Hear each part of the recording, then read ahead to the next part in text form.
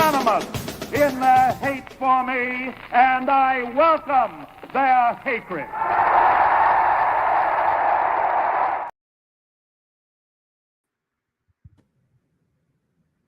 Yeah, look at that. See, let me try this real quick. There it is. There we go. I think because if you bring it up. But hey, everybody, this is we're figuring things out. Ian is actually going to take over the reins on Sundays, so we're just running through the protocol. Yeah, this is Hater Radio. My name is Chris McLean. I'm here with my co-host Ian Gibson. Hey, how are we going? How are we doing? So, this is a college football media brand. Like we said, like always, we cover Florida Gators, USF Bulls in Tampa, USC, and UCLA because I live here in LA. And we also cover national stories. So what we're going to do this week, this is the first real week of football.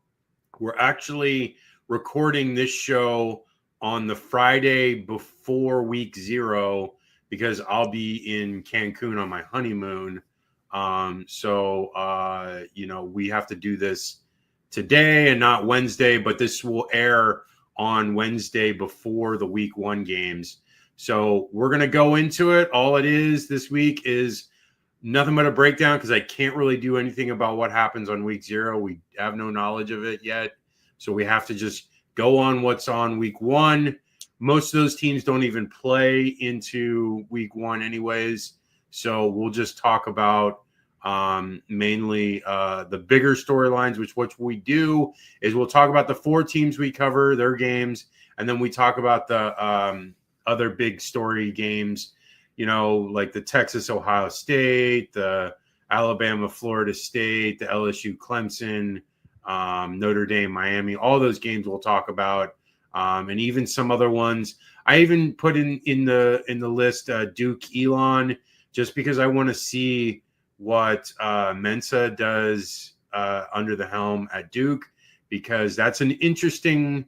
There you go. Thank you, Ian. That's an interesting storyline because Duke was, I think they were 9-3 last year, and they are kind of sneaking under the radar. They played SMU really well. They beat Florida State. They were like this team that like has some talent. I don't know with Manny Diaz. I don't know why it never really necessarily worked out. I know that a lot of Miami fans really were upset with what his tenure ended up being, but I don't think he's like a terrible coach, especially on defense. He did really well at Penn State, and I have a feeling that he'll do pretty well at Duke. Their defense looked good last year, and they were pretty good before that because of Mike Elko was the head coach there too. So maybe they'll be pretty good. I mean, Mensa is a really good quarterback. He was at Tulane last couple of years, and he's very athletic, very underrated just because he was a group of 5 quarterback. But, going to a Power 4 conference, maybe he can do some damage. I mean, maybe they go 10-2. Maybe they're in the ACC championship game. I mean, who knows? I think the ACC outside of Clemson and maybe Miami, SMU, like the rest of it's kind of wide open. So maybe they can, stake their claim just outside of those teams. But enough about Duke Elon. Yeah. I know it's just a smaller game because it's not going to really matter because the score will probably be bad. But do you want to break into it? Do you have any storylines you want to talk about before we get into this one? I would say probably the biggest storyline for week 1 is obviously the slate of Texas and Ohio State, literally first game of week 1 pretty much at noon. Because you both have quarterbacks starting their first games with Arch Manning and Sayin at Ohio State. And for Arch Manning, how is he going to live up to the hype? Because he has to go into the Badgers den and go into the horseshoe against the defending national champion. And when he did play last year in the Cotton Bowl, they got to him pretty good. So I would say that is the biggest storyline. Also, I would say the other one would be the LSU Clemson game, because both of those teams need that win. Clemson needs to show that they can still win outside of the ACC, and Brian Kelly needs to start this season on a high note. He is yet to win a week 1 game. Now, credit, LSU has always had these like neutral site games, but still they could, they were literally an extra point away from tying and possibly beating Florida State that one year. Yeah. And then they really got blown out in the Citrus Bowl against Florida State. And then they lost a bad one to USC where he slammed the table and the water bottle went 10 feet in the air. So, but that USC game was close though too. That was like they barely lost that one too. So they haven't outside of that one game against Florida State, but even in that Florida State game, that game was close most of the way through. And in that Florida State game in the Citrus Bowl, LSU was moving the ball quite well. They just couldn't capitalize on drives, and they like turned it over and like just kind of messed around. And they kind of figured that out the rest of the year because Jaden Daniels ended up getting the Heisman that year. But no, I mean, obviously they take a lot on by playing a big time opponent the first game of the year. I credit them for doing that because a lot of teams don't. Florida's not doing it. There's some others that are not playing really anybody. And so, Penn State's probably playing nobody. And, it is what it is. Like, at this point, I know that the news just broke down yesterday, the fact that the SEC is making it a 9-game conference schedule, and then they're requiring a Power 4 opponent as one of the 10 games. So outside of those 2, they have the ability to choose whoever they want. But, going forward, I think it needs to be more aligned with everyone else, because if you're not able to actually judge these teams accordingly because they don't have a decent schedule, then it's kind of difficult to be like, oh, well, you went 12-0 when Florida goes 9-3 when Florida plays Miami and USF, which are, really good non-conference opponents, and FSU. And so when Indiana's playing I don't know, Old Dominion and Bowling Green and stuff, so it's you got to get more uniform and aligned. But you want to start into the schedule, or what do you want to do? You want anything else? Yeah, I can get us kicked off. All right, start the first one. So obviously, first one, and one I will be attending, it will be the Boise State USF game. Huge group of 5 matchup, and this is an under the radar one. Boise State, obviously, they are the class of the group of 5. Mountain West champions, went to the playoff last year. But now with, Genty gone, they're trying to, make sure they hold on to that position. It's a 12-team playoff, but still there was only really – Boise State was the only group of 5 team that got in. So they're going to – it might – even though it's a 12-team playoff, it's going to be slim pickings for out of the group of 5. And the likely candidates to challenge that would be from the American. So Boise State, this is a big deal because this is their only American opponent right now from the conference. So they're going to have to really show out. And if USF does have a very good year, they're going to have to really prove themselves with that. Now, obviously, the trouble for Boise State now is that they do not, Ashton Genty, who was the bell cow and the best running back in the country, is gone.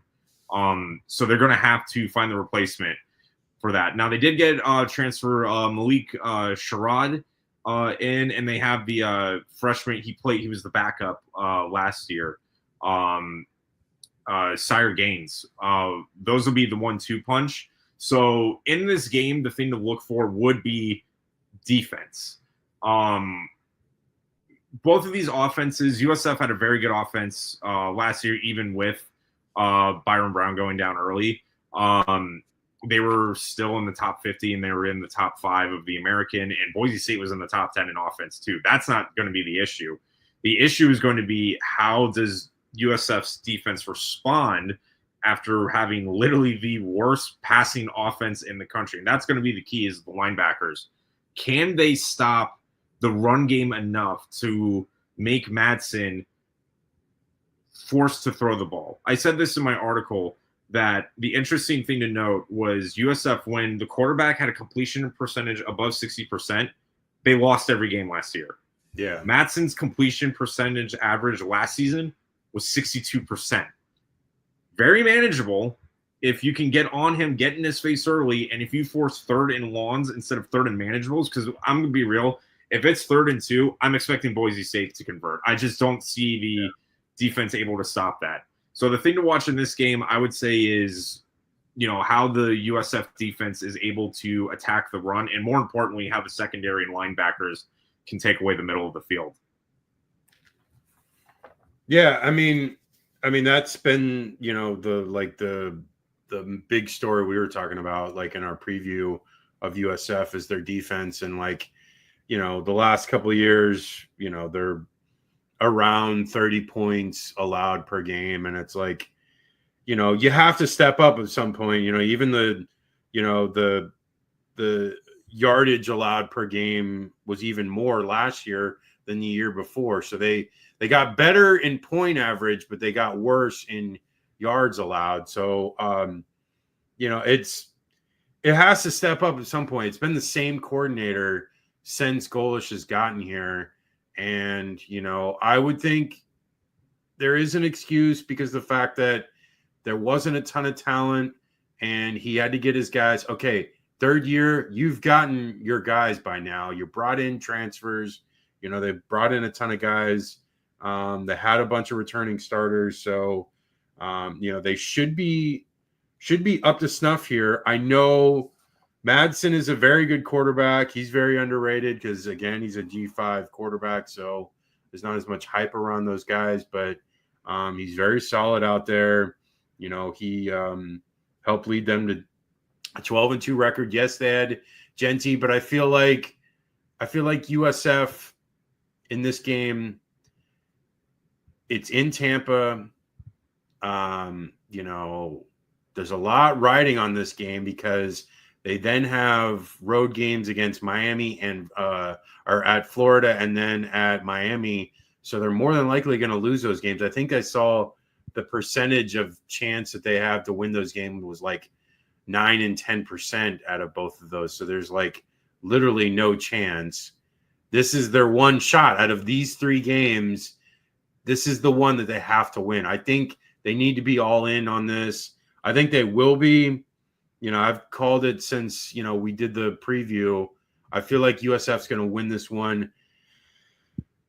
I think USF is going to, have the ball last, and they'll probably be up 3 points, and they'll somehow be able to, wear out the clock to get the win. And I'm going to say it's like a 34-31 win.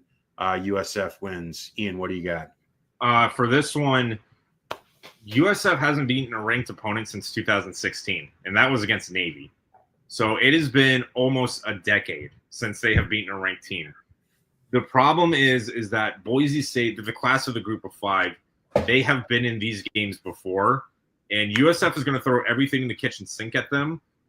And if South Florida can get enough points ahead, because I think they can come out and score early, but Boise State has been down before and they find a way to fight back. And also, there's been talks about, USF's no huddle attack could keep Boise State off balance.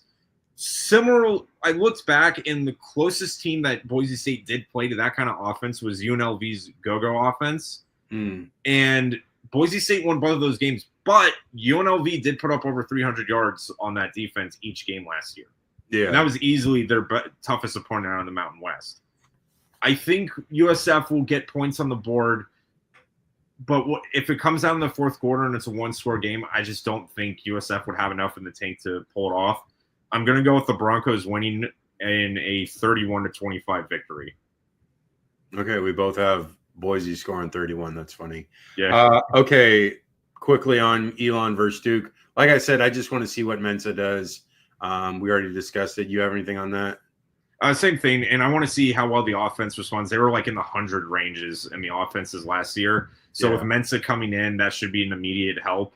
Yeah. But again, this should be a layup game, so we're going to see how much they flex their muscles here. Okay, last game that we have notably on Thursday is Nebraska and Cincinnati. I have this one on here because not that I value Cincinnati that much. They really have kind of, I don't know, like Luke Fickell left and they've kind of fallen off. I can't remember that coach from Louisville, what's his name, but he took over for Cincinnati after Fickell left. And it's been kind of, they've struggled in the Big 12. They're stepping up to a major conference and they've really not looked that great. They've had moments, but it's been kind of whatever. But this is kind of a huge game for Nebraska. A lot of media people have Nebraska as a sleeper pick for the playoffs. And it's there's potential there. Raiola is talented and he showed glimpses last year. Can he really turn them into an 8, 9, 10 game winner? I think there is potential there. Their schedule is kind of difficult, but this would be a huge step in the right direction. This is a non-conference game. It's on the road. No, it's not. It's a neutral site game. It's in, I think it's in Kansas City. Yeah, it's in Kansas City. So this would be a huge game for Nebraska to win. I think they're probably going to all their fans are real close by, so they'll be able to get to this game. So it should probably be a pro Nebraska crowd. And, I think Nebraska gets the win. I think, this is a first, this is a showcase game for them because this game, the USF game comes on at 5:30 Eastern. And then this one comes on at I think 8:30 Eastern. So this is the showcase game. And this is why USF fans, this game, or why the USF game is earlier, because this game is more of a showcase game because Nebraska is a blue blood and there are more fans across the nation of them than Boise or USF. And so they want this game on prime time. And that's why it's earlier and that's why it's going to be hotter. And I know people are complaining and they're also wearing the black jerseys. We didn't talk about that, but whatever. This game is more of a focus. It's just the reality of it is. And I think Nebraska, because it's a primetime game, it's going to be kind of their moment this year, showcasing hey, we're really ready for the moment. And I think they win probably in a 28-20 game. It's probably going to be, not a close game per se, because I think maybe Cincinnati scores late when they're down 2 scores, and so it ends up 28-20, and Raiola kind of has a decent game. I'm gonna say he probably has a 250 and 2 touchdown game, and if he's clean on his turnovers, they should win comfortably. So what do you got, Ian? Yeah, this game I did put it's upset watch for me because yes, Nebraska is going in as heavy favorites. Yeah, it's the former site of the Big 12 championship, so a lot of Nebraska fans know that place like the back of their hand. Yeah. Although it's ironic that the Big 12 team isn't Nebraska, it's Cincinnati. Yeah. If you were to tell me that 10 years ago, that would have been longer. 20 years ago. 20 years ago. I know. Yeah, God, I know. we're getting old. I know. Back in my day, Nebraska was in the Big 12. Anyways, and you're not even that old. Yeah.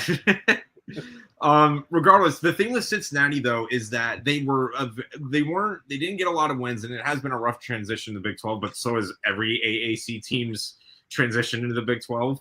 But with the offensive side of the ball last year, they were very balanced. They had a very good run and pass attack, and that could really put Nebraska's defense in a spin. But Nebraska's defense really was fantastic last year. They were top 25 in the nation. in defense, and they were able to, especially against the run. I think they were top 10 and one of the best in the Big 10. But I would say with that, Nebraska's defense is really solid, so I think they'll get enough stops on Cincinnati. That offense in Raiola needs to take that next step. So in order to do that, I mean, Raiola is literally trying to carbon copy Patrick Mahomes. So what better place to do it than the home stadium of him? So if he wants a showcase game, you couldn't ask for a better spot. So I'm going to take Nebraska winning this one. I'm going to go with a 34-17 win, but don't be surprised if Cincy keeps it close. Yeah. Okay. Fair. Next game we got is Friday game. 2 Friday games we have on the slate.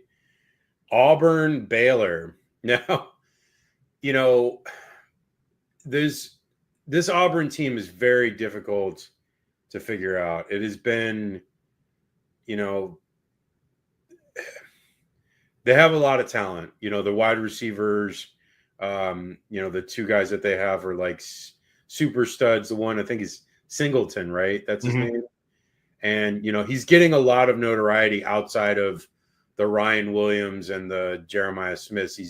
He's like up there as far as ability. And so he is a standout. The other guy, I can't remember his name, but he seems to be a standout as well. So they have quite the duo. The defense seems to be stocking up some talent. You know, Hugh Freeze is a really good coach. It's just, it hasn't been there yet. Like, they've struggled with quarterback play. Peyton Thorne was kind of like a Band-Aid, basically the Graham Mertz that Florida had. He's just like essentially the same type of like output. He's a lot faster than Graham because Peyton had that huge run, I think, in the Georgia game. But no, Peyton Thorne is gone, and in comes Jackson Arnold. And I don't know. I think the other day, it was either this week or late last week, talking about that the quarterback room or the quarterback competition is still open and that all 3 could play or whatever. And I'm just like, oh man, if you can't figure this out, like, and Jackson Arnold is like, you know, super talented. He just struggled a little bit at Oklahoma. There was some major injuries there in the wide receiver room. So it could have kind of killed his confidence a little bit, but now he has the players around him to really take off. This is a huge game though. This is not like, this is you know, a small school, a directional school. This is someone actually that has the ability to win the Big 12. And, you know, Baylor is no joke. And if, you know, Auburn does not take this seriously, they're going to get beat. And, you know, right now, Phil Steele has Baylor predicted to be his Big 12 winner. So, like, obviously there's talent there. And, you know, Sawyer Robertson is back at quarterback for them. I mean, they were 8-5 last year. I don't know. I don't know what to make, because if Auburn doesn't win this game, like, the like tumor trees are gonna like get up, uproot, and go attack Hugh Freeze at his home, like something out of like Lord of the Rings, you know. And it's like, I don't know what to expect if they lose this game. It's not going to be good. I don't expect them to be fired if they lose, but they got to win this game. It's crazy that a first game of the year is that important, but it really is, because even if they lose some SEC games, because I don't think Auburn is projected to be even, you know, in middle of the road, basically, territory in the SEC, but, you know, they're not expected to be a winner of the SEC. So, like, they just need to be 8-9 wins. But if you lose this first game, it kind of like derails all that momentum that they've been building.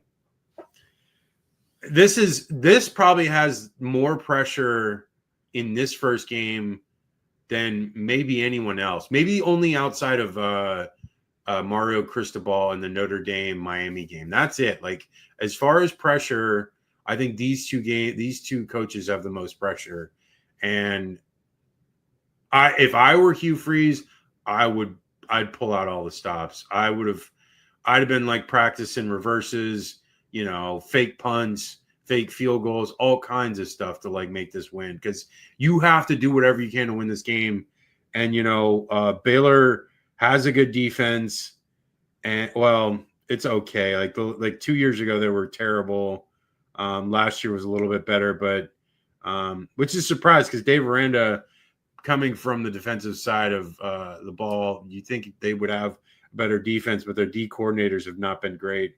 Offensively, they were great last year. They averaged 34.4 points a game, so that's really good. But I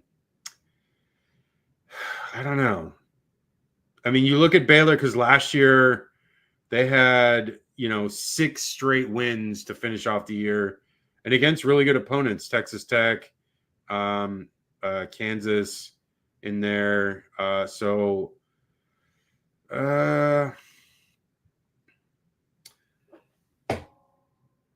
I'm gonna go with Baylor. I'm just gonna have to go with them. I'm leaning towards it.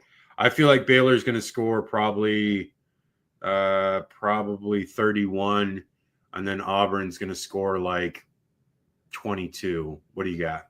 Yeah, so bit of history here. Auburn has not won a road Power 5 game since 2015 against Kansas State. Wow. All other games they have played. Now, they've played neutral site games, and they've beaten Oregon, and they beat Louisville, and I believe they beat somebody else in between there. This is non-SEC Power 4. Yeah, non-SEC. Yeah. Non-SEC. Not out of conference Power 4 program. Yeah. That last time was against Kansas State in 2015 when Gus Malzahn was still there. Ooh. And they lost to Penn State. They had a road game against Clemson a few years ago, and they lost that one. And now you are going to Baylor, which was the team that is built on these high octane offenses. And that's the thing, is like, here's the thing. Auburn's defense, I'm not worried about. It's the offense. Yeah, they got the wide receivers, and now with Jackson Arnold, but the quarterback play still has a lot to be desired. If the way Auburn wins this game is if Jackson Arnold lives up to the hype and can just sling it, go like 70% completion throughout the game, and they can really lean on that. Yeah. But it has been so inconsistent in the last couple of years that I can't trust them. Meanwhile, Baylor, a lot of returning starters. Sawyer Robertson is back at quarterback. Yeah. I'm going to take Baylor winning this one in a shootout. I'm going to go with a 38-34 win. Yeah. I just feel like Baylor's got too much. Like, I'm looking back at last year's results for Auburn. They won 5 games, and 2 of them were against group of 5 teams, New Mexico and Louisiana Monroe, and 3 of them, Alabama A&M, New Mexico, and Louisiana Monroe. They only won 2 Power 4 games last year. Mm-hmm. So and they were Kentucky was pretty bad. They did beat Texas A&M. That's that was their win. It was a huge win. And I will give it to them. They beat Texas A&M, but besides that, they looked like trash all last year. They got smoked by Georgia. They had some close games, Missouri, Vanderbilt. Not terribly beaten by Alabama. Got beat by a bad Arkansas team. Got beat by a bad Oklahoma team. And they got beat by a bad Cal team that lost to Florida State. Yeah. Their only Power 4 victory was against Cal. So, that's really pathetic. Moving on. Okay, Georgia Tech, Colorado on Friday. I love this Tech team. I've already, talked about it in our preview.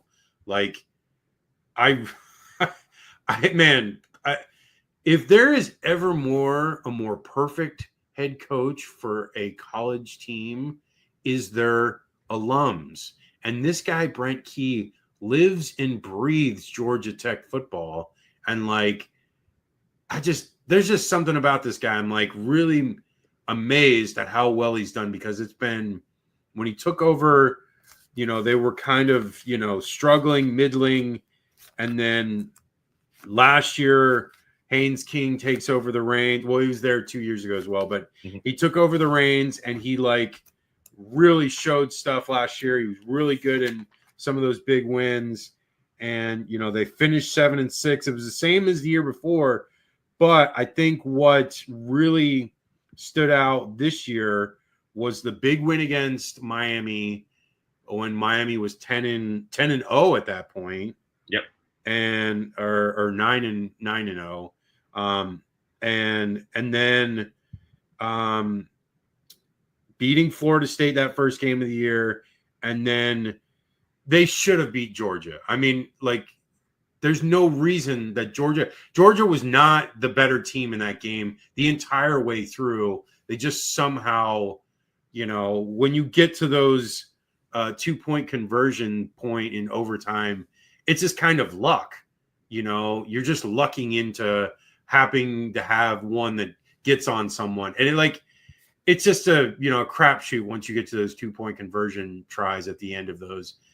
So they essentially should have beat Georgia. They would have been 8-5. They lost their bowl game to Vanderbilt. Vanderbilt's a very good team, last year, so it's not that terrible. But they have a lot returning. They've got 7 on offense returning, 7 on defense. Haynes King, like I said, and then Jamal Haynes, running back, close to 1,000 yards last year, 9 TDs. There's a lot to like about Georgia Tech. Their defense is really stout. Kyle Efford is back, the guy with the cowboy collar, old school linebacker. Gotta love that. That aesthetic.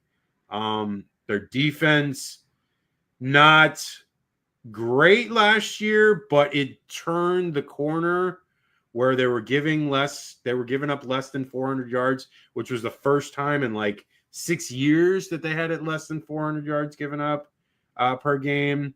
And they were only allowing 25.6 points per game, which is pretty good considering their track record the last several years. The offense, one of the best they've had in the last several years. They averaged more points the year before, but they're the exact same amount of yardage. I think in this game, we haven't even talked about it. I mean, I haven't even said anything about it yet, but Colorado comes in with, Deion Sanders now does not have his son, or both Sanders' sons, Shiloh and Shador, both onto the NFL, and then without Travis Hunter as well. So, what does this team do, Colorado? They've got guys, they've been, on the recruiting trail, getting some big names that are at some of the spots. They got that big time offensive tackle, quarterback. They have, I'm trying to think of his name offhand. Give me 1 second. They have Julian Lewis, who was a big time recruit. I think he was originally committed to USC, and then he changed his mind, decommitted, and went to Colorado. I mean, they were 9-4 last year, but I really feel like that 9-4 was kind of fool's gold, smoke and mirrors, because they didn't play any of the real top tier teams. And the ones they did, Kansas State, Kansas, and BYU, they got beat, and Kansas, they got beat pretty bad. And then the BYU game, that was a joke of a game. They were never in that game. And, I think they got lucky with their schedule last year. This year, their schedule does not bode well, because they got Arizona State, Kansas State, a better Utah team, Iowa State, BYU. So they essentially now have all the tough teams. Yeah. Where last year they had none of them. Now they have all 4 or 5 of the top tier Big 12 teams. So I think it's going to be a huge step back. I think they're going to struggle. They're going to get, a bunch of wins early because they play some tomato cans early.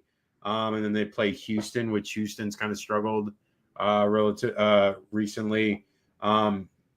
So this is their one chance to really stand out. It's a Friday game. It's the nationally televised game. The media is going to be all over Prime. They love him, and it is what it is. Like, I actually am more intrigued about this than probably the rest of his run so far, because now he doesn't have his sons. Like, he's without Travis Hunter. And this is actually like we can see, all right, is he going to be a good football coach? Can he make them into an 8-9 win team this year? And if he can, he has a real potential with the schedule to actually prove he's worth it. And I don't know. It's just, I'm not trying to bash him, because it's all everyone ever does. He's very polarizing. Either you really like him or you really hate him. And I don't think I'm either. I think the brashness I'm not a fan of per se, but I know he's done well with what he had, because Colorado was literally nothing when he got there. They were 1-11 the year before. But I'd like to see it this year. I think this is his prove it year more than any other point. And I think if he does it this year, if he, like I said, 8-9 wins, then you could see him get offers for other schools. And I think that's honestly for him is probably the goal. I don't think 8-9 wins gets you an NFL job, but I think 8-9 wins gets you Arkansas, Ole Miss, Kentucky. I think he would take Arkansas. I think that's got a better culture and a better fit for him than Kentucky, because Kentucky really has never been anything in football, but Arkansas, has a national title. So I think he would take an SEC job.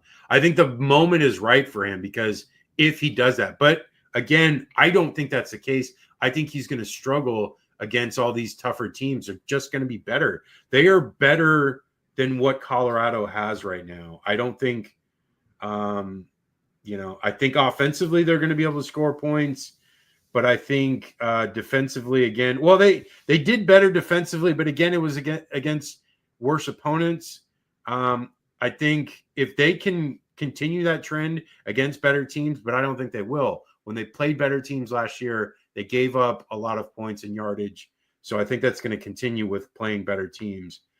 And in this game specifically, I like Georgia Tech. I've been a huge fan. I'm going to say Tech wins let's say it's a 25 to 17 game. What do you got? Yeah, I think with this one, the biggest thing will be how the pass defense of Tech does, because we know Colorado's going to throw the ball. The running back room isn't great, and even then, it would be kind of a fool's errand, because the defense of Georgia Tech was one of the best in the ACC against the run.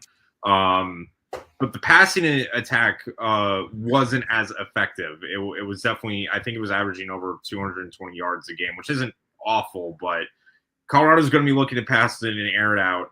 That's who they are and what they do, and if they need to scramble out of the pocket and get the first down that way. So how the Georgia Tech does against the pass will be very telling. But I feel like, again, with Colorado re-rolling with transfers and all that, and a lot of teams do this with nowadays, which is fine. It's just you're not going to have the synergy that Georgia Tech does, and Georgia Tech has found ways to win these very high-profile big games. Yeah, they did against Florida State in the opening game last year. They did against Miami. There was rarely a time where Tech looked like they were just dead in the water. So I think with that one, if Tech's defense is able to get Colorado off the field and just play keep away like they usually do, could. I think they can get it done. I'm going to go very similar. I think if they keep it low scoring, they'll win it, but I'm going to go with a 27-20 win for the Yellow Jackets. Nice. Okay, moving on. Syracuse, Tennessee, the first game on Saturday. Well, it's the same time as the Texas Ohio State game, but it came first on the schedule list. So Syracuse, Tennessee, it's I'm trying to think, it's in Knoxville, right? I think it's neutral site. I think it's in the Georgia Dome. Georgia Dome. That is such a weird spot for these two teams to play. You would think it'd be like Charlotte or like somewhere in the middle. Or they could do it like they did in the 90s, like Tennessee and Syracuse. Like they had that Tennessee in 98 when they won the national championship. Their first game was against Donovan McNabb and Syracuse. And they won that one on a field goal. But that was in Syracuse. Yeah, Syracuse. Yeah, you're right. It's in Atlanta. That's weird. I don't get, even if like, okay, because I know Tennessee's a Southern team, but like you could probably have done it in like Nashville or like Indianapolis or something. Like, why Atlanta? That makes no sense. I think you know what it is. It's probably that Chick-fil-A kickoff game. Yeah. I think that's what it is. That's why and Chick-fil-A's in Atlanta, so that's why they did it. And that makes sense. Okay, let's get into the game. No Nico. Nico is gone, so now they have Aguilar. He came in from he was at UCLA, so they basically did a trade, and I think they're getting like the same NIL, which I heard as well, which is kind of funny considering that Nico was wanting more money allegedly. But either way, they get what they want. They're both starters at schools. I think Nico wanted to be back in California anyways, which he is. So good for him. And so Aguilar gets the start here. He had decent years at App State, close to 7,000 total yards or passing yards between the 2 years that he was there. Heupel, Josh Heupel is a really good offense. The last several years, in 22, they averaged 46.1 points per game, which was good for, I think, first in the nation that year. And then last 2 years, they kind of struggled. Joe Milton in 23, he's obviously kind of who knows what to make of Joe Milton. And then last year with Nico, they were a little bit better, 35.7 points per game. I think defensively, they looked great last year. Last 2 years, they've looked really great. They only allowed 16.1 points per game last year, which is really good. But they're only returning they're returning 8 starters. So they've got most of the defense back. Offensively, they're only returning 5 starters.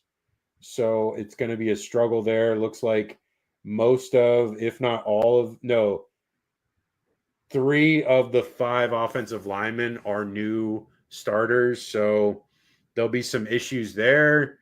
Ground game, they're losing Dylan Sampson, but they have Deshaun Bishop, who's coming back, who put up some yards last year.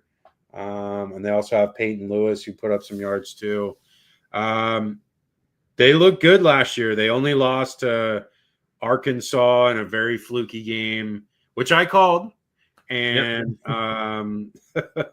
and then they lost to Georgia pretty convincingly. So, Tennessee, this is going to be a struggle because this Syracuse team is really good. Fran Brown has done a really good job of putting this team together. This is not going to be a layup. This is not a tomato can.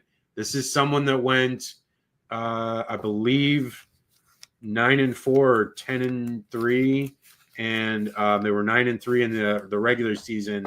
And the Syracuse team, they don't have McCord because he has gone on to the NFL, but they still have a lot of nice pieces. They lost a few receivers, I think I saw, So they were 10-3. Bad loss to Boston College, which is pathetic considering how bad Boston College was last year. Lost to Pitt. I think that was that weird game where McCord threw wasn't there a game in like a Pittsburgh game where like there was a bunch of interceptions? Was that game? It might have been. There was like a weird game like that where Pitt was involved with like there's just like a million interceptions. I think that was that one. And then they lost to Stanford. Like I honestly, considering they beat some good teams, UNLV, Miami, and Georgia Tech, it's like I don't know how they ended up with the record they did. Yeah. They probably should have been better. They probably should have been an 11-2 team at worst. And they may have made the playoff. But this Fran Brown is a good coach. He's really turned it around. And offensively, they looked really stout last year, 34.1 points per game, 468 yards per game. So they were really good on offense. McCord was a big reason for that. He had a really big arm, and he had nearly 5,000 yards through the air. So it's a lot leaving. Their replacement for him is Steve Angeli. He was at Notre Dame previously in limited action. I don't know how good this guy's going to be. I don't know for sure if they have the same offensive coordinator, but let me see.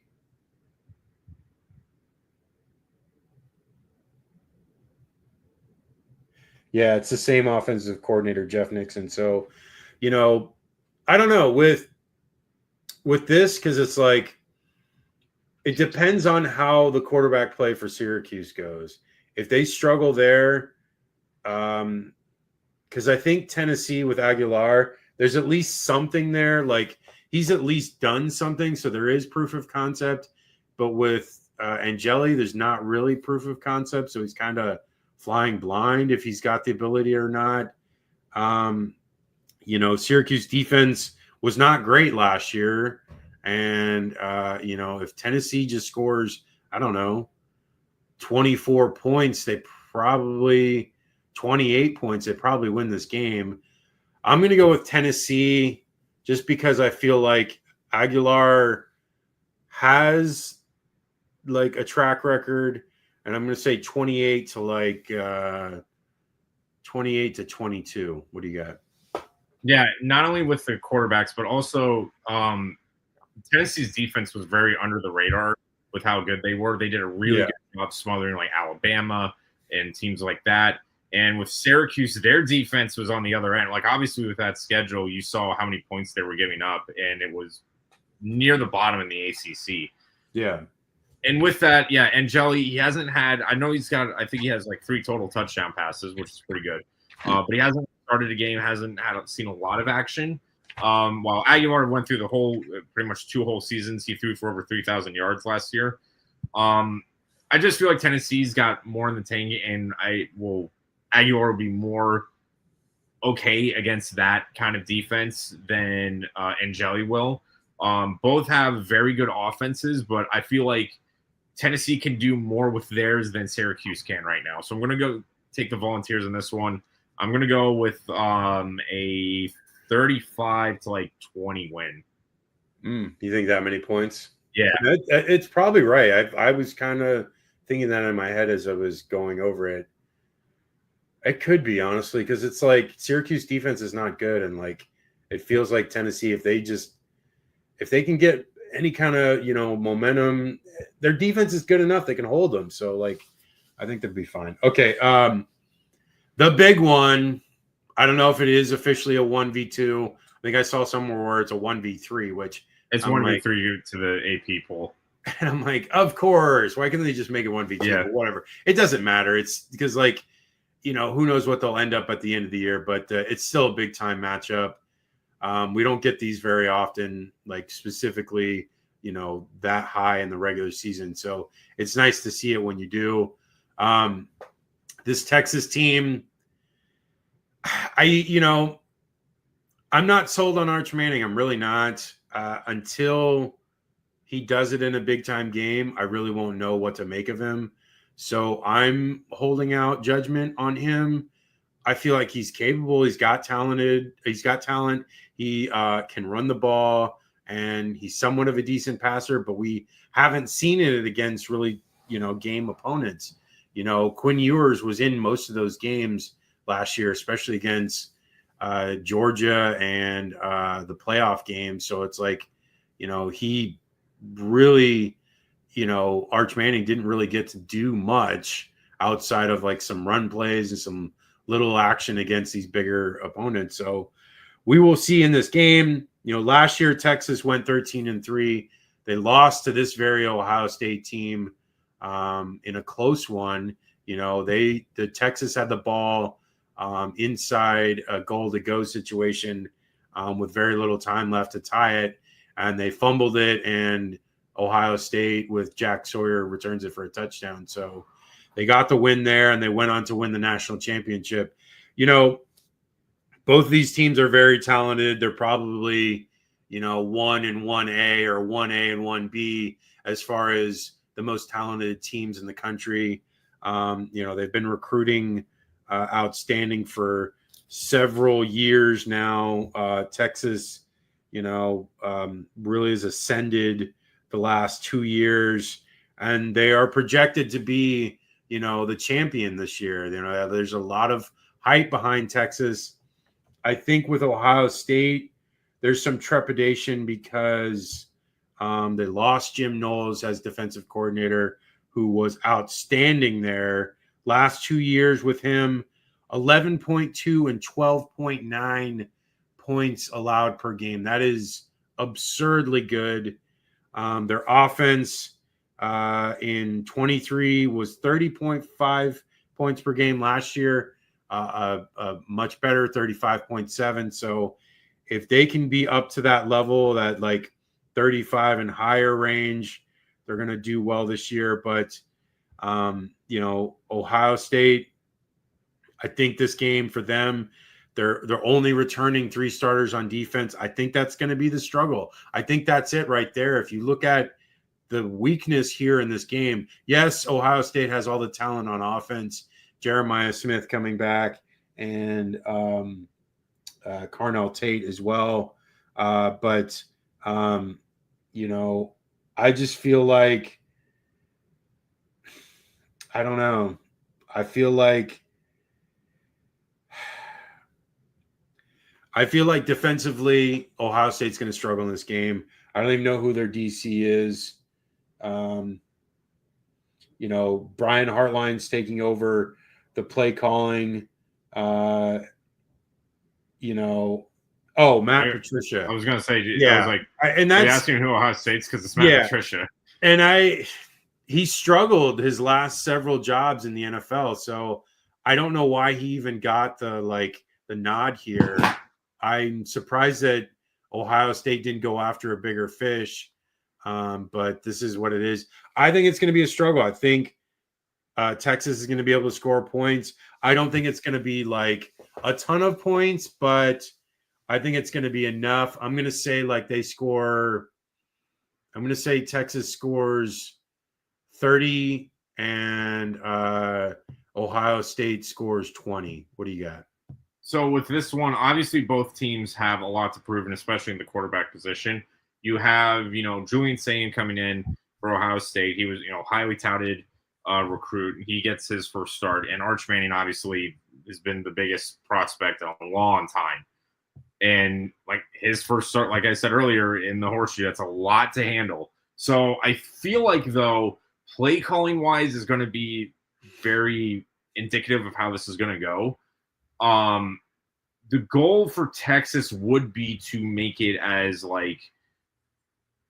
get as many high percentage pass plays as possible, which is going to help the Ohio State defense. You're not going to have to worry too much about being burned deep, but if you can force them to jar the ball loose on those incomplete passes and stuff like that, try to get them to throw it to the outside, get tight coverage on them. With Ohio State, though, you've got the best wide receiver in the country right now in Jeremiah Smith and Cardinal Tate on the other side too. So Sane is going to have options, and they can throw the ball deep. They weren't afraid to do that last year, and they're not going to be afraid this year. I feel like it's a really tough call. It is a really tough call on who to, because they're very even, and we're honestly not going to know until the ball is kicked off. But if I had to take a pick, I would probably say I feel more comfortable, even though they lost a lot. I'm going to take Ohio State finding a way to win this one. I feel like Sane will be more comfortable throwing it to guys like Smith and Tate and those passes and can burn them deep more than Texas could. So I feel like Ohio State can make more big plays than Texas can right now. And it's not saying Texas isn't afraid to take chances, but I feel like Ohio State can convert more on those. So I'm going to take Buckeyes winning a really close one. I'm going to go with a 30 to 28, 27 win. I think it'll be close. Nice. Okay. I'll let you do this one. Go ahead with this one. Bama and FSU. All right. So both of these teams, man, you're looking, definition of rebound is a very loose term, because for Bama and their fans, 9-4 is unacceptable. They lost games to Oklahoma, Vandy, but they beat teams against Georgia. In all matter, they had a good season for any other team, but a poor one for Bama standards. Especially because it just ended on such a sour note, losing to Michigan in a very winnable game when Milroe was in, Ryan Williams was still there. They still had enough guys to win that game. So now it's up to Kalen DeBoer, and now with Simpson at quarterback, who was a huge prospect going in, it's up to them to show that Alabama is still dangerous, is still, the class of the SEC. And for Florida State, I mean, dude, if you want to say, hey, no, 2-10 is not the trend, it was a fluke, what better way to do it than against Bama? But Florida State lost a lot of players, and they got Castellanos coming in at quarterback. Castellanos, while he did beat Florida State last year at Boston College, he wasn't much of a the passing quarterback. He was definitely in that kind of triple option, read option type play, which Alabama could snuff that out very good. The defense is very impressive for Bama still. The secondary is elite, so it's going to be even tougher for Florida State to really start moving the ball. And I feel like Alabama, they'll just have more on the offensive side than Florida State has right now. Yeah. I think Florida State isn't going to just lie down and die, but I really will find it a hard time for Florida State to stay in this game. I'm going to go Bama winning, and I'll go with a 35-14 victory. Bama is just going to play keep away and make sure that Florida State doesn't get any explosive plays. Yeah, I mean, I don't have faith in this Florida State team. I don't know what to make of them for the rest of their schedule, but I definitely don't have faith in them in this game specifically. Alabama is just a way better team, way better coach. Alabama's bringing in their OC that was originally going to come last year, but he comes in this year. So it's Ryan Grubb. So I would expect similar offense to what they had 2 years ago at Washington with Kalen DeBoer and Michael Penix Jr. What we'll see here with Alabama this year. Last year they were still a good offense, not great. I expect them to take another step this year. I think Ty Simpson will probably do pretty well. I think he's going to put up some decent numbers. The only real caveat for this game is that Jam Miller is out for this game. So, and there's not really a proven back outside of that for Alabama, but I don't think that necessarily matters. I think they've got quality guys to really plug and play there, and their offensive line is strong. So, they'll be able to move the ball pretty consistently. They return 3 of their 5 starters. on the offensive line, so they should be good there. Florida State, it is what it is. The guy did not eat the dog poop in the Red Solo Cup, and it's going to continue into this year. So until you eat the dog poop, you're going to keep eating poop on the field. So I feel like Bama's going to win probably like 38 to like 14. Okay, next game we have is UTSA Texas A&M. Not a great game, but I expect Texas A&M should win this game handily. Unless, Ian, do you feel like this could be an upset? What are you thinking? I don't think it'll be an upset because Texas A&M's defense has been really strong. Especially, but UTSA's offense is no joke. We've seen it in the American. They, can run up and down the field in a breeze. So for Texas A&M, they're just going to have to keep everybody in front of them and, set the edge on the run plays on the outside. UTSA loves playing to the outside. So if the corners can, able to lock it down there, both on the run and the pass, Texas A&M won't have a problem, but easier said than done with this UTSA attack. I mean, again, we've seen it firsthand how well it can be. I'll say in this game, though, A&M, they had a really good beginning, like middle of the year. But they had the November from hell. They won one game in November, and it was against New Mexico State. They got blown out by South Carolina. They took a bad loss to Auburn, and they put Texas on upset watch, but they just couldn't get the ball in the end zone. And then they lost to USC in the bowl game. But I think I'm going to say A&M's got this. UTSA will put up points, but I just think A&M will control it. I'm going to go with like a 38 to let's go 40 to 20. How about that? What'd you say? I didn't hear that. What was the score? 40 to 20 win for the Aggies. Yeah, I'm along the same lines. I mean, I think UTSA will score some points, but it's like, A&M's defense is really good. I mean, that's definitely the strong suit. Elko was a defensive coach, so obviously they're going to have a strong defense. Marcel Reed is back, and he did adequately last year, and I feel like he'll do well this year as well. I'm going to say probably a 37 to 16 game. Okay, moving on to one of the teams we cover, Florida, LIU. We're not going to be on it too much, but what do you want out of this game? I want to see, obviously touchdowns. That's the most common thing.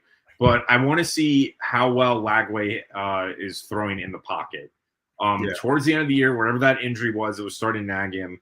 And after the Ole Miss game, it was starting to kind of be evident that his passes weren't there. Now, he was still able to make plays, no doubt. He's just that type of player. But I want to see more clean passes that we all know he can make. And there's no better opponent than, a layup game in the first game. So how he does in the pocket is how I want to, stepping into it. Because they played not that great against Tulane. And they could have easily put up 50 on Florida State. They were just handing the ball to them. So that's what I want to see from Florida. And, obviously 100 points would be fantastic. But not realistic. But I would say how Lagway does in the pocket. And I want to see, how the rushing attack is too, now that Montrell Johnson's gone. I want to see Jaden Baugh, how he does as the number one back. And I would like to see, if he's healthy, I want to see, Dallas Wilson. That would be really cool. The Lagway recruited him just as hard as Napier. But I think Florida will win this one handedly. I'm going to go with like a 45 to 10 win. I think maybe the backups slip up at one point.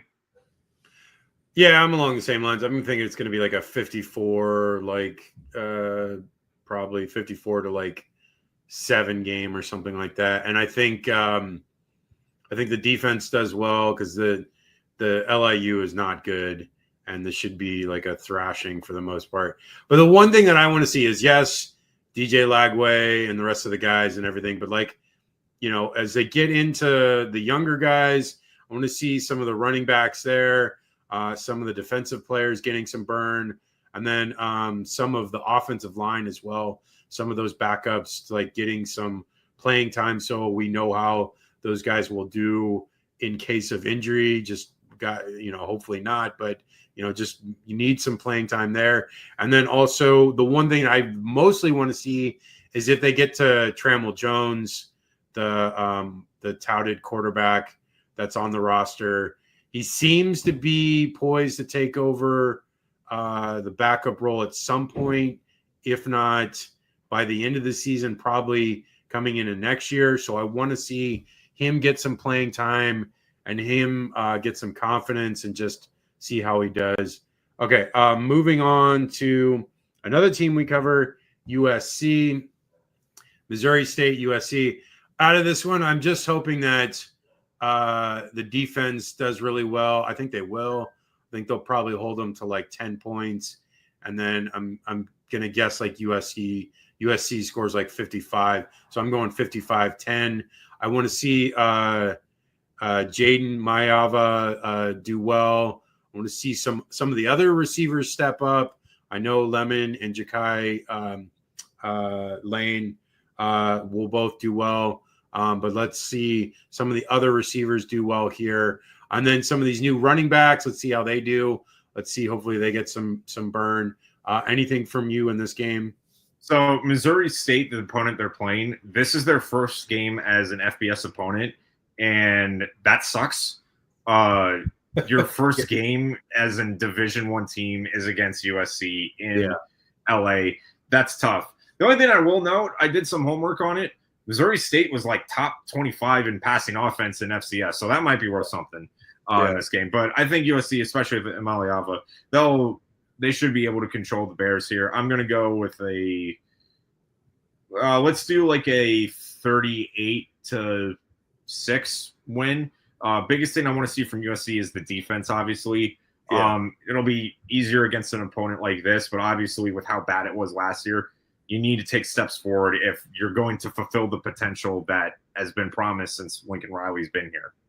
Well, I mean, it's just because last year it was better, the defense. I think years before that, the 23 and 22 was where it really let them down. But I think Danton Lynn still there, a great DC. I think he's going to lead them to better things. Okay, let's move on to LSU Clemson. This honestly is probably the biggest game of this weekend because both of these teams, outside of Ohio State, Texas, obviously, but this is like the sneaky big game. Like for whatever reason, it's not getting as much attention because of Texas, Ohio State, and like Miami, Notre Dame, and that rivalry. But this game is gonna be a big game, and I think both of these offenses can score a ton of points. Cade Klubnik is back for Clemson. I think he's going to throw for a lot of yards, I think, this year, and I think he'll do it in this game. I don't love LSU's defense. They have struggled the last several years. They were, better last year, but I guess it has been terrible. But I feel like their defense has been their weak point throughout the years, and this could be their problem here too. I think Nussmeier is a top tier quarterback. More than likely will be in New York for the Heisman. He came back for his last year and looking to prove himself. Threw for over 4,000 yards, 29 touchdowns, but he did have 12 interceptions. Their losses last year, a close one to USC, got blown out by Texas A&M, got blown out by Alabama, and then beat by Florida, which pretty much nullified their CFP chances. This Clemson team got into the playoff, lost to Texas. I think Clemson's on a mission. They have a lot returning. They have 8 starters returning on offense, 9 on defense. That's close to the almost entire team returning. basically every offensive lineman except for one returning. I like Clemson a lot. It's in Death Valley. Yes, LSU. Clemson is called Death Valley. I know you hate that, but that's just what it is. I think Clemson. It's like the historically, right? Clemson has more of a tie to naming it Death Valley than LSU does, but I'm not exactly sure. But it comes from the poem, and technically it is referring to the Louisiana Death Valley, from what I remember. But there's been it's up to interpretation. No, so what happened was someone from Clemson went to the real Death Valley out here in California, and it was like hot and terrible and like, a very inhospitable environment.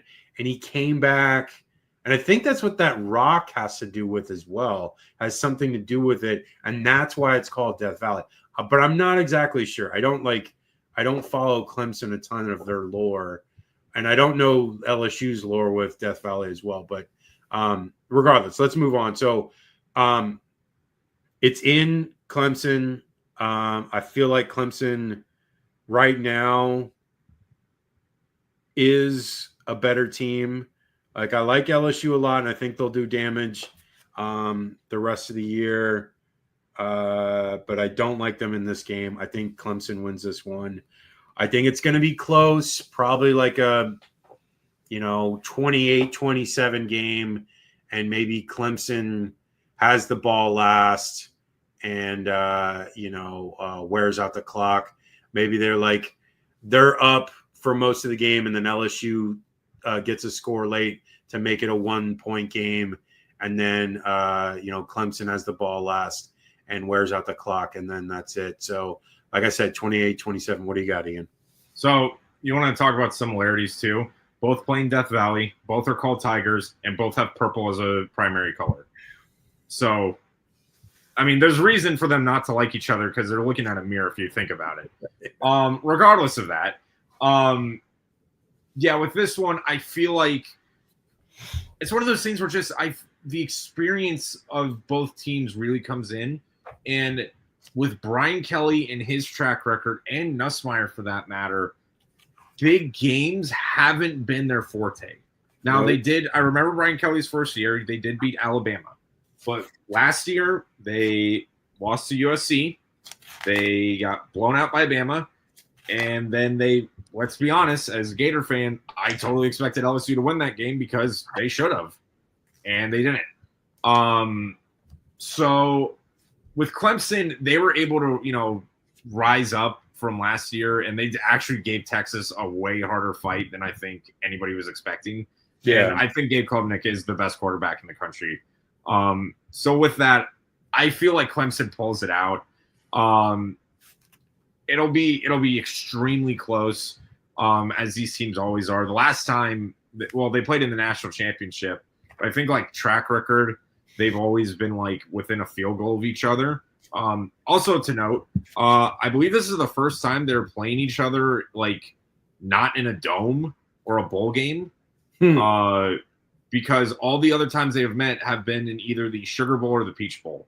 So that's useless knowledge. Take that for what you will. But I'm going to take Clemson winning. I'm going to go with a 35 to 30 win for Clemson. Okay. Next game we have another team we cover, UCLA and Utah. Last game on Saturday we're going to talk about. This is a tough game. This is not an easy game to start for this UCLA team that's really trying to revamp everything what they did last year. New offensive coordinator with Tino Sunseri, new quarterback with Nico Hamilava, and I don't know, because Utah is doing the same. They've got a new OC and a new quarterback as well, so they've got a similar situation. Utah's defense is probably a little bit better. I think the edge is there. I mean, I like UCLA's defense too. They've got familiarity for the first time in a long time with the same DC coming back. Utah, It's in LA. It's in the Rose Bowl. I like UCLA in this one. I'm going with this because of I feel like Sunseri, who has taken like kind of, okay quarterbacks and turned them into stellar performances. Every quarterback he's had the last several years, look what he did with Rourke last year at Indiana. That guy was potentially a Heisman candidate. He was 10th in the voting. If he had been healthy all year, he probably would have went to New York, at least minimum. And, they were the second best offense in the country, 40-something points per game. I feel like they're going to do the same thing here. I think they've got the ingredients. I know the offensive line is somewhat new with transfers and the wide receivers as well. But there's talent there. Quasi Gilmer is really talented. I feel like they're going to be able to run the ball. They've got some solid running backs with Jalen Berger and Javion Jet Thomas. I feel like UCLA is going to win this game. I'm going to say it's probably going to be a dogfight. I'm going to say like a 24-17 game, and maybe like UCLA scores late to win it to put them over, and then they get a stop on Utah in the ensuing drive, and that's how it ends. What do you got, Ian? Yeah, I'm almost the same. I think it'll be like kind of a dogfight type game. I think defenses are going to reign here because both offenses were not particularly good last year, but the defenses built them out. But I feel like UCLA just had the better defense overall last year. And I feel like they'll be able to get enough stops. And with Amaliava, he is the more polished quarterback of the two. And I feel more comfortable about him. The other thing is, too, if this was in Salt Lake City, I am taking Utah all the way. Yeah, same. But I agree. It's in LA. Yeah. It's in the Rose Bowl. And I feel like that benefits UCLA way more now. So I'm going to take UCLA. They'll win this one, and it's going to be a close one. But I'll go with like a let's do like 23 to like 16, 17. Let's do something like that. Okay. And then the next game we got on Sunday is Virginia Tech versus South Carolina. This could really be the jumping point for Lenora Sellers and the South Carolina program. I don't know if they're going to have the best record coming into this year or finishing up this year, but I feel like Lenora Sellers has a huge chance to be a potential Heisman in the similar vein of like maybe Tim Tebow's year when he won the Heisman. Like they didn't win a ton of games, but they still were like right there and like played against the big teams and had big time matchups, and he performed well. And that's what really put Tim over the top. And I think that's what Lenoris is going to do. If he stays healthy and he plays in these big time games, this one being the first one, there's no other game on during that time. So he'll have the focus to himself. So people are going to watch and they're going to see what he's all about. And I feel like he's going to put up a huge point total. South Carolina lost some guys on defense, so it's going to be a struggle defensively. I don't love this Va Tech team. They've kind of been all over the road the last couple of years as far as record-wise. But I feel like South Carolina is a better team here. I think South Carolina wins. I'm going to say probably like a 31 to 20 game. What do you got?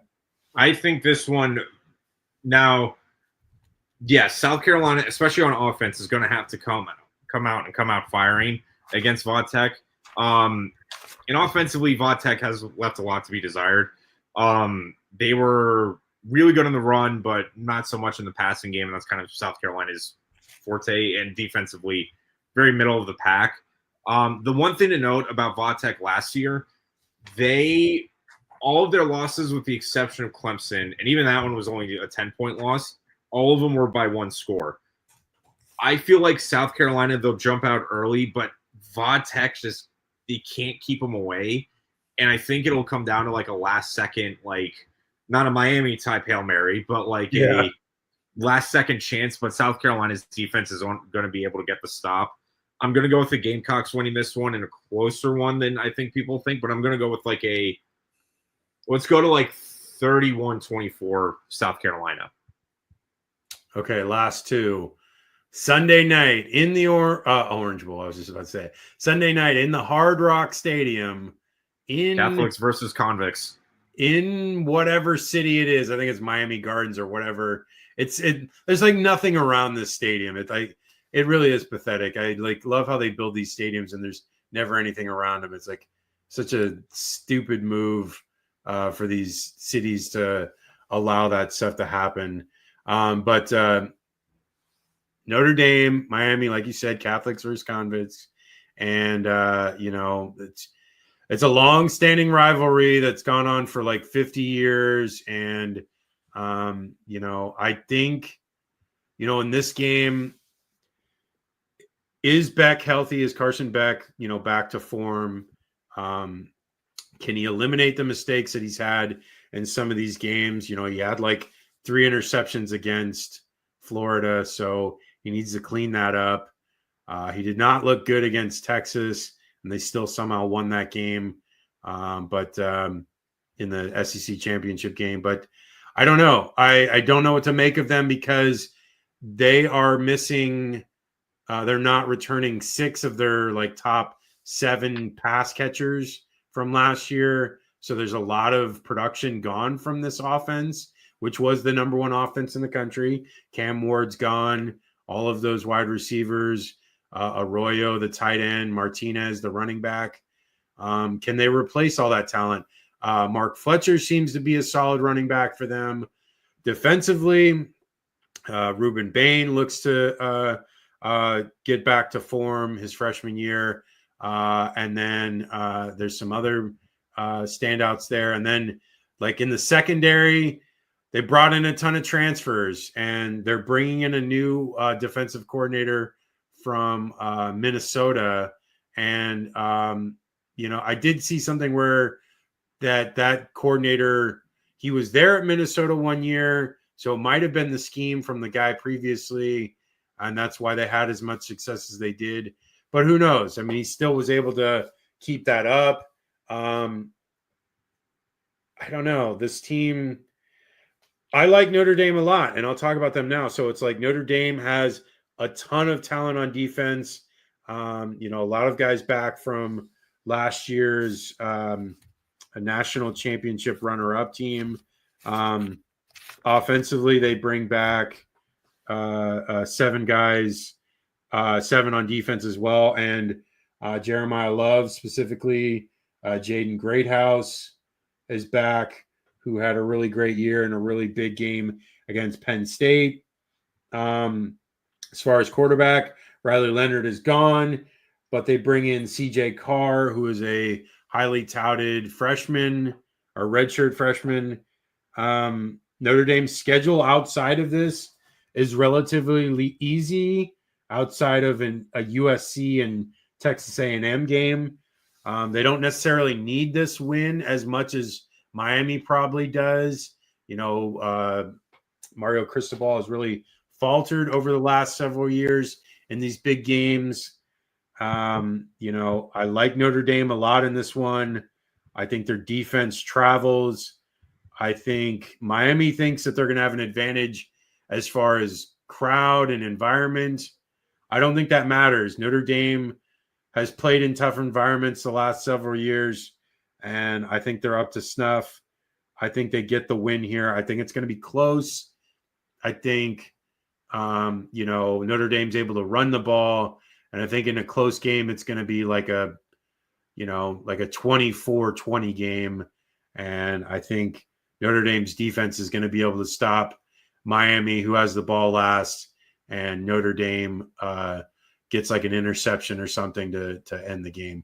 What do you got, Ian? Yeah, you mentioned there's a lot more consistency coming back with Notre Dame, and I think that's going to be key here. There's a lot of new faces, obviously, for Miami, and they're going to be put to the test with this Notre Dame because Notre Dame's defense was elite last year. Not only that, to make it harder for Carson Beck in his first game at Miami, they had the 4th best defense in the country last year against the pass. So that was Miami's bread and butter last year, and now that's gone. Especially knowing that Carson Beck is more of a thrower and he's not as mobile in the pocket as Cam Ward was. So you're going to have to throw for the first down, and Notre Dame's going to welcome that. Offensively, Notre Dame, with Jeremiah Love running the ball, Miami's defense was very good against the run. But I feel like with that, Notre Dame can get enough points on the board to keep a distance away from the Hurricanes. For Miami, though, for me, this was their biggest, I know it's game 1, but they did, I remember Joe Klatt did a, make or break preview of what the biggest games were of each team's season. And if I had to do one for Miami, it's this one. Because now you have all these guys coming back. You have to prove you can win these big games. You're at home against a rival in Notre Dame, who just was in the national championship, that you need to prove that you are still on that level and you're not going backwards. So big game, but I feel like Notre Dame gets it done. I'm going to go with the Irish. I'm going to go with a 28-23 win. Okay, last game, Monday night. We got North Carolina and TCU. Ian, I'll let you go first. Yeah, so obviously the hoopla with North Carolina is Bill Belichick as head coach. Because having a pro coach who has never coached college football is a fantastic idea. Anyways, North Carolina, obviously, the wheels just fell off with Mac Brown last year, and it needed to have a change. They were just really bad in all facets. They had a good run game, but other than that, defensively, they were terrible. They gave up 70 points to I forget who it was, but it was a team you shouldn't be giving so many points up to. TCU comes James in. Madison. Exactly. You shouldn't do that. Yeah. TCU, on the other hand, they've reloaded. They are still in that championship hangover, but they are dark horses for the Big 12 as well. They had a very good passing. I think they were top 10 in passing offense last year. And they had a good passing defense as well. TCU with this one, I'm going to take the Horned Frogs. The North Carolina's defense just isn't enough to handle the type of passing attack TCU will have. And I don't feel like the offense is going to be too much trouble. If the running attack for North Carolina is able to put it in third and manageable situations, they can keep it close. But I feel like TCU will find a way to win. I'm going to go Horned Frogs winning with a 30-19 win. Yeah, I was amazed to see Josh Hoover's totals from last year. Yeah. He had nearly 4,000 yards passing, which is astounding. Considering you heard very little, and they went 9-4 as well. So you didn't hear anything about TCU almost the entire year. I think when they lost to UCF and SMU, I think everyone pretty much wrote them off, and you didn't hear from them really the rest of the year. But they ended up solidly beating some.